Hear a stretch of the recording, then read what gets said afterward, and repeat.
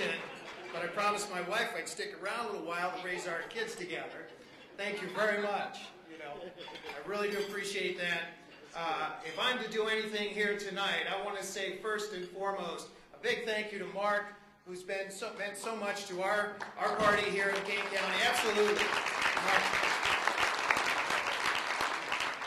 Thank you to you. I look out across this room here this evening, and at almost every table I can see somebody who has had some stake in my campaigns over these many years. It's been a true blessing for me.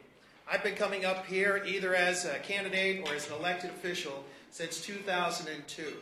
Labor, I hope that my voting record says thank you the way it ought to. Thank you.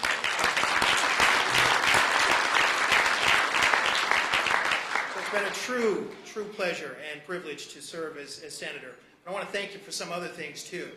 I want to thank you for allowing me to serve and to work with Bill Foster. We want to talk about jobs, creating meaningful jobs, not the Walmart jobs, but the living wage jobs, the kind of pay that $50,000, $60,000, $70,000, $80,000 a year. He and I had an opportunity to work for a company in my district, USACH, U-S-A-C-H, who wasn't getting a fair shake in the procurement process. And Bill and Senator Durbin stepped up to the plate and made it happen in a truly competitive process. Those are 20 jobs that were created. Also, I've had an opportunity to work with Beth Pennesis through the Department of Commerce and Economic Opportunity to bring funding back, and also a shout out for those who are watching on YouTube to Jack Lavin from the Department of Commerce and Economic Opportunity. I'll get through this yet, folks. Who's done so much to bring back funding for this district. We created 150 jobs at Siemens Winergy. They build those wind turbines that you see out on I-88 and I-39 as you head south to Springfield. 150 jobs is what they said that they were going to create. We've created over 300 jobs in our district for that. Yes, absolutely. And I want to thank you for the opportunity to be able to work with Keith Farnham and Linda Chapa LaVia in passing that capital bill. $31 billion for the state that's going to put not just hundreds, but tens of thousands of people to work, if not hundreds of thousands of people to work. Many of those right in our districts, working on a River's Edge program in both Aurora and Elgin. Specifics, folks, specifics where we have created jobs and bringing this funding back to our districts. So it's been an honor, it's been a privilege to work with them, and I want to thank you for that. I want to say one last thing. Hold your heads up high. It's going to be a tough election season. There's no doubt about it. But here's what you do. You bring dignity to working families. You bring integrity to public service, the people that are serving up here. And every day, Kane County Democrats, you are working hard to make a better tomorrow for not only the people in Kane County, but the state of Illinois and our nation. And I thank you so much for that and the opportunity to serve as the senator from the 22nd District. Thank you and good night.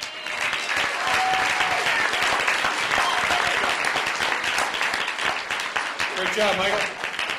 Great job. Next elected official is the state senator from Aurora, Linda Holmes. Come on up, please.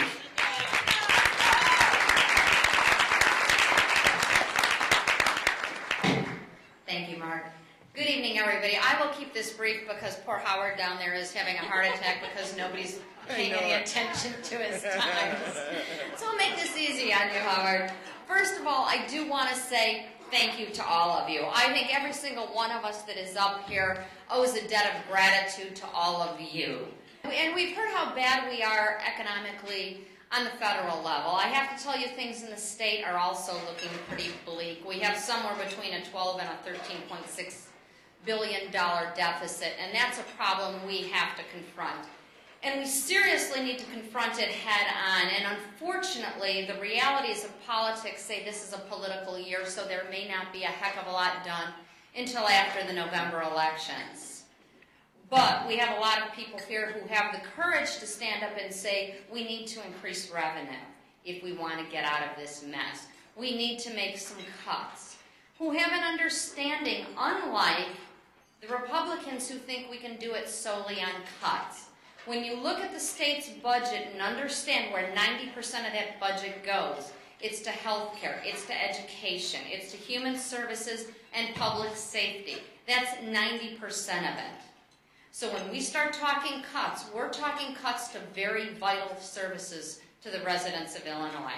And I think you want to make sure, as I do, that that does not happen, that we do not have our citizens suffer any more than they're currently suffering in the economic times we're facing.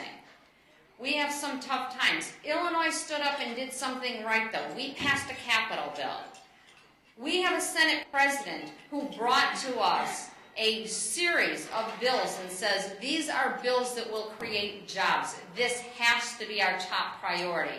We do understand that. We will be fighting on that behalf, and I want to assure you that. Unfortunately, recovery takes time. It comes slowly, and a lot of people are hurting in the process. What's important, though, is that we stay focused. So I want us all to, as a Democratic organization, what concerns me is when we have contested primaries and we beat each other up. Once those are over and we have good candidates in place, we need to all join together, forget those differences, and work together.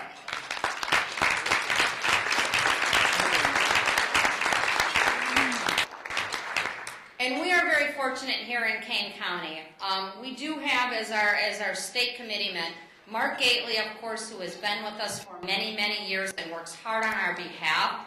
I also want to say thank you to Beth Pennesis, who was in that position.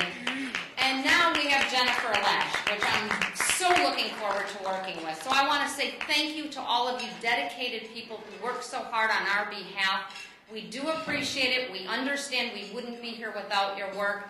And we want to encourage you. We've got a tough season coming up, and we will continue to need your help. But I want to say thank you for all you do.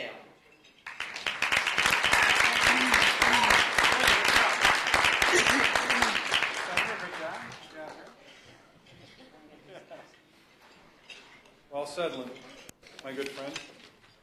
Okay, from Aurora, State Representative Linda Chapa LaVia. Come on, Linda.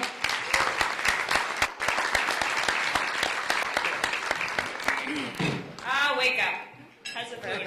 Food's good? Here she is. You know, we come together. First of all, I want to thank everybody for coming out to the 2010 Truman dinner. We hold this dinner every year to make sure that Kane County Democratic Party knows that we need your help continuously all throughout the year. And just to show you what you've been able to accomplish since 2001, one of the first elected Democrats in Kane County. It seems like a long time ago, but I'm really taken back by how many people we've elected, and that is on the backs of organized labor. And I have to hold that up first and foremost. You guys have always been there.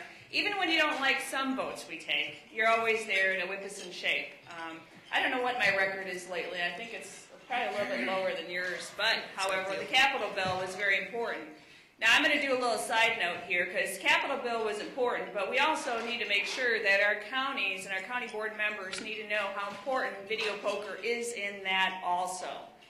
You've seen the statistics throughout the city, throughout the county on our unemployment rate. It is extremely low, and we need to get people back to work.